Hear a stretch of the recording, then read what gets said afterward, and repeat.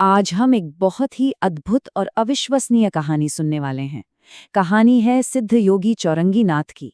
ये गाथा है गुरु के प्रति भक्ति की, एक ऐसी कठोर तपस्या की जिसके बारे में सोचना भी मुश्किल है, और अंत में मन की एक जबरदस्त आध्यात्मिक जीत की। तो ये कहानी ना अपने आप में एक बहुत ही गहरा सवाल खड़ा करती है। क्या हमारा मन, हमारा संकल्प इतना शक्तिशाली हो सकता है कि वो हमारे भौतिक शरीर का मतलब लिटरली पुनर्निर्माण कर दे? क्या ये सच में मुमकिन है? तो चलिए कहानी की शुरुआत करते हैं चौरंगी नाथ के बचपन से।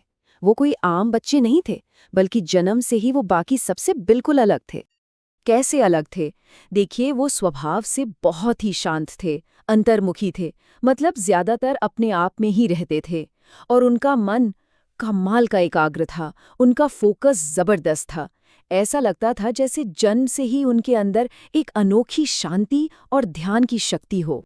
और ये बात सिर्फ उनके परिवार को ही नहीं बल्कि गांव वालों को भी महसूस होती थी। लोग आपस में बातें करते थे कि ये बालक, ये सामान्य नहीं है, लगता है कोई दिव्य राह इसे अपनी ओर बुला रही है।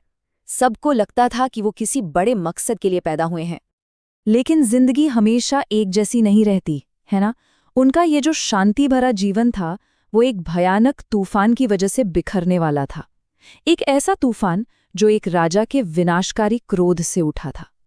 हुआ यूं कि बचपन की किसी नादानी या शायद एक गलत फहमी की वजह से वो एक बहुत ही शक्तिशाली राजा के गुस्से का शिकार हो गए।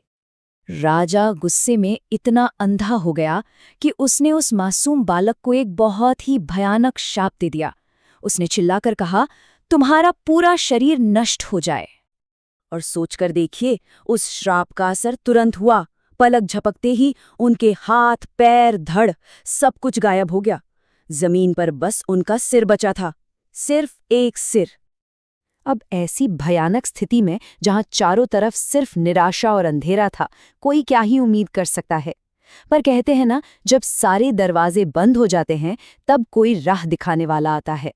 और यहाँ वो राह दिखाने वाले थे महान गुरु गोरखनाथ।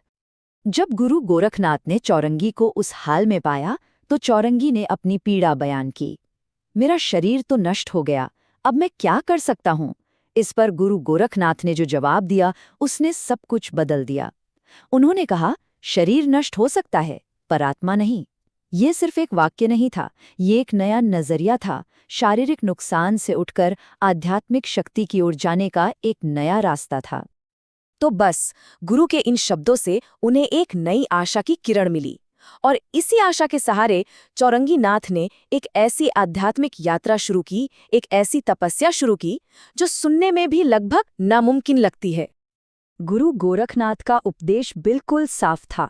उन्होंने सिखाया कि सिद्धि यानी असली शक्ति और सफलता शरीर से नहीं मिलती, वो मन की एकाग्रता से मिलती है। असली ताकत तो हमारे अंदर ही छिपी है, हमारे मन में। तो ये रास्ता कैसा था? सबसे पहले उन्होंने अपने गुरु से दीक्षा ली। इसके बाद 1-2 दिन नहीं बल्कि सालों तक उन्होंने कठोर साधना की। उन्होंने अपनी पूरी चेतना को मंत्रों की शक्ति और अपनी आध्यात्मिक ऊर्जा को जगाने में लगा दिया। और इसी तपस्या के बल से उन्होंने सृजन किया, एक ऐसा सृजन जिसकी कोई कल्पना भी नहीं कर सकता था। और नतीजा, अपनी जबरदस्त तपस्या और अटूट संकल्प के बल पर उनका शरीर धीरे धीरे फिर से बनने लगा। जरा सोचिए, सिर्फ मानसिक और आध्यात्मिक शक्ति से एक पूरे शरीर का दोबारा बन जाना, ये कोई छोटा मोटा चमत्कार नहीं था। नाथ परंपरा में इसे आज भी सबसे महान सिद्धियों में से एक माना जाता है। तो शरीर वापस पाने के बाद समझिए कि चौरंगी नाथ का एक नया जन्म हुआ। अब वो एक सिद्ध योगी थे, एक परफेक्टेड मास्टर, और उन्होंने अपना बाकी का जीवन अपने गुरु और आम लोगों की सेवा में समर्पित कर दिया। एक सिद्ध गुरु के रूप में उन्होंने योग और अघोर सिद्धि में महारत हासिल की। अपना पूरा जीवन उन्होंने लोगों की सेवा में लगाया। अपनी शक्तियों से उन्होंने अनगिनत लोगों के दुख दर्द दूर किए, और इसी वजह से सिद्ध योगियों की दुनिया में उनका नाम हमेशा के लिए अमर हो गया। उनकी सबसे बड़ी और प्रसिद्ध शिक्षा उनके अपने ही जीवन का सार है। वो कहते थे, जो इंसान शरीर के बिना भी साधना कर सकता है, उसे दुनिया की कोई ताकत रोक नहीं सकती। क्या खूब कहा है। ये एक लाइन उनकी पूरी अविश्वसनीय यात्रा को बयां कर देती है।